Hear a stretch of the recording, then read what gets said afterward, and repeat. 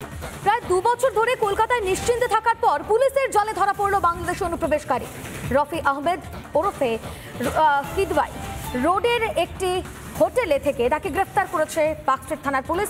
নাম ভারিয়ে জাল নথিপত্র জমা দিয়ে কলকাতায় বসবাস করছিল বাংলাদেশের বিএনপি সদস্য। তুমি কি বিএনপি করতে না করো? বিএনপি করো? বিএনপি করো? আপনি কবে থেকে এসেছিলেন এখানে? 2023। কবে থেকে? 2023 থেকে। কোথায় ছিলেন এসে প্রথমে? কোথায় ছিলেন প্রথমে এসে? কোন সীমান্ত কোথায় ছিলেন এসে প্রথমে? কোথায় ছিলেন? নদিয়ার কোথায় ছিলেন? নদিয়ার কোথায় ছিলেন?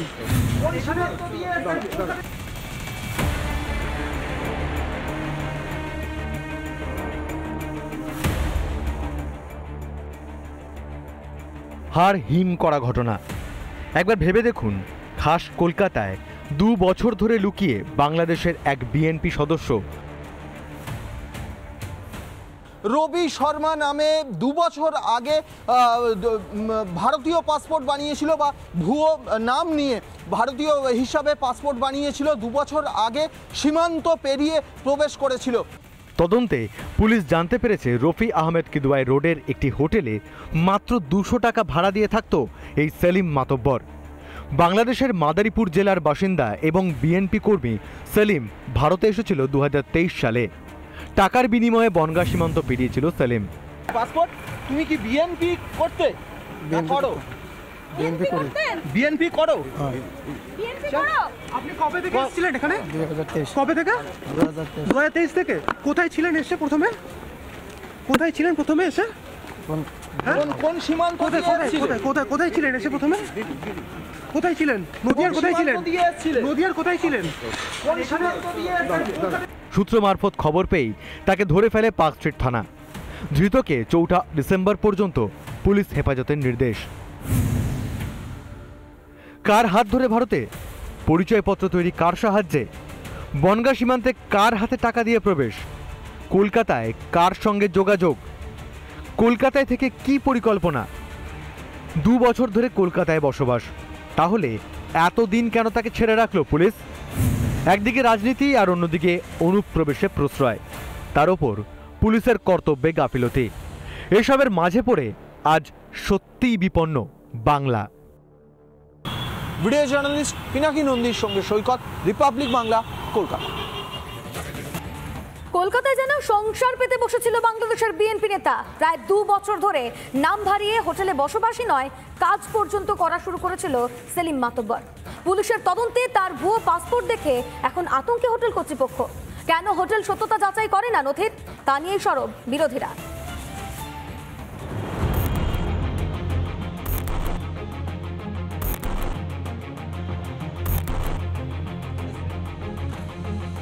রফি আহমেদ কিদওয়াই রোডের একটি হোটেলেই থাকতো সেলিম মাতব্বর। প্রায় 2 বছর ধরে কলকাতায় গা ঢাকা দিয়েছিল সে। এখান থেকেই তাকে গ্রেফতার করে পার্ক স্ট্রিট থানার পুলিশ।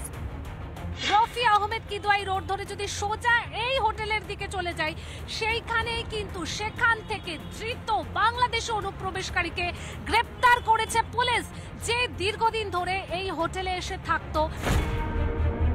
নথি হিসেবে সেলিম মাতব্বর যে পাসপোর্ট জমা দিয়েছিলেন সেটাও ছিল ভুয়ো। নাম রবি শর্মা, জন্ম তারিখ 4 সেপ্টেম্বর 1984, জন্মস্থান জয়পুর, রাজস্থানের।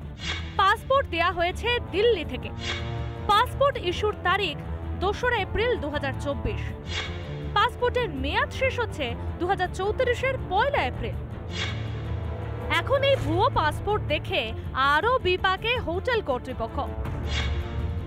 তার check in check out date রয়েছে, কিন্তু তিনি কিন্তু এখানে গেস্ট হিসেবেই এসেছেন, সেটা কিন্তু প্রমাণ এই রেজিস্টার খাতা। নাম রবি শর্মা, যেখানে আমরা দেখতে পাচ্ছি যে তিনি একদম, যদি আমরা তারিখ ধরে দেখাই সেখানে দেখা যাচ্ছে যে রবি শর্মা তিনি কিন্তু এসেছেন। এখানে তার অ্যাড্রেসও দেওয়া রয়েছে, তার পাশাপাশি একাধিক যে সমস্ত তথ্য সেই সমস্ত তথ্য দেওয়া রয়েছে।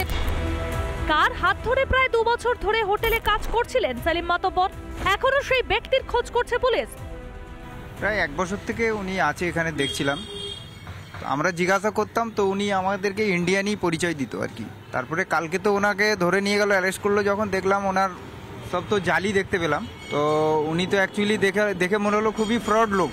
আতঙ্ক ছড়িয়েছে অন্যান্য আবাসিকদের মধ্যেও। ইন্ডিয়ান বলতো আমার এখানে বাড়ি, কিন্তু ভাষা জানে, সব রকম জানে ভাষা। বললো আমি 10-12 রকম ভাষা জানি। আমি আরব গেছি, কুয়েতে গেছি, দুবাই গেছি, আর অন্য জায়গায় গেছে। কেন আজও এই রাজ্য অনুপ্রবেশকারীদের আতুরঘর? কেনই বা কলকাতার হোটেল কর্তৃপক্ষ আসল পরিচয় জানার চেষ্টাই করে না? দেখুন, ওরা পুলিশ এবং রাজ্য পুলিশ কিছু কিছু ক্ষেত্রে চোখ বন্ধ করে থাকে, তাদের উপর চাপ আছে।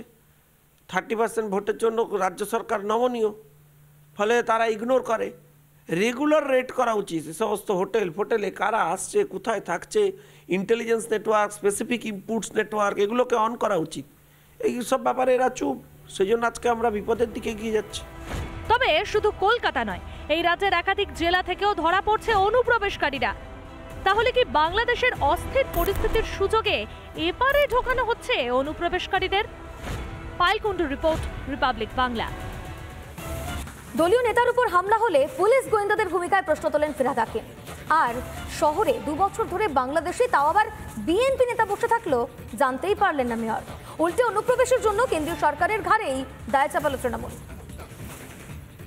মুখ্যমন্ত্রী বলার পরে কেন আর্মস ঢুকছে, কি করে আর্মস ঢুকছে, ইন্টেলিজেন্স কোথায়, নেটওয়ার্ক কোথায়?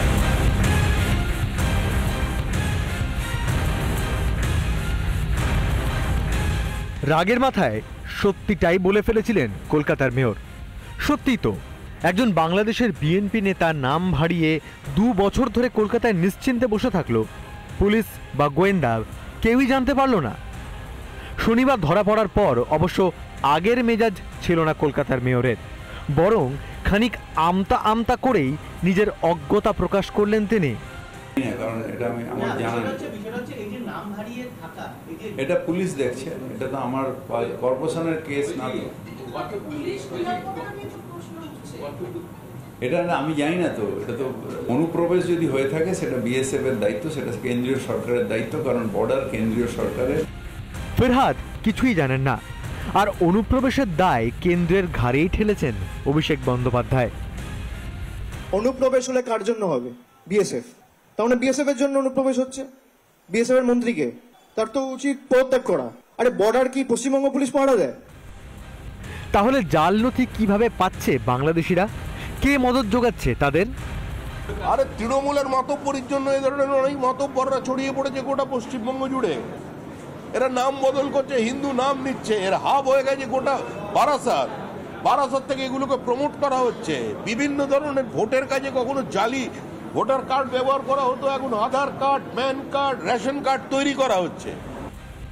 অনুপ্রবেশ নিয়ে রাজনৈতিক তরজার শেষ নেই। একদিকে বিএসএফকে কথায় কথায় গালবন্ধ করছে রাজ্য সরকার, অন্যদিকে বিএসএফ এর এখতিয়ার বৃদ্ধি হলেও গোঁসা গুলশির কলোনিতে অনুপ্রবেশকারীদের ডেরা হলো কিভাবে? ঘুরে ফিরে সেই ফিরাদের কথাই উঠে আসছে। মুখ্যমন্ত্রী বলার পরে কেন আর্মস ঢুকছে, কি করে আর্মস ঢুকছে, ইন্টেলিজেন্স কোথায়, নেটওয়ার্ক কোথায়? এত বাইরের ক্রিমিনাল আসছে কি করে? Where is the network? Republic নানা ধরনের কন্টেন্ট দেখার জন্য লাইক করুন, শেয়ার করুন আমাদের ফেসবুক পেজ, সাবস্ক্রাইব করুন আমাদের ইউটিউব চ্যানেল। পাশাপাশি অন্যান্য ব্রেকিং নিউজের জন্য অবশ্যই চোখ রাখুন রিপাবলিক বাংলায়।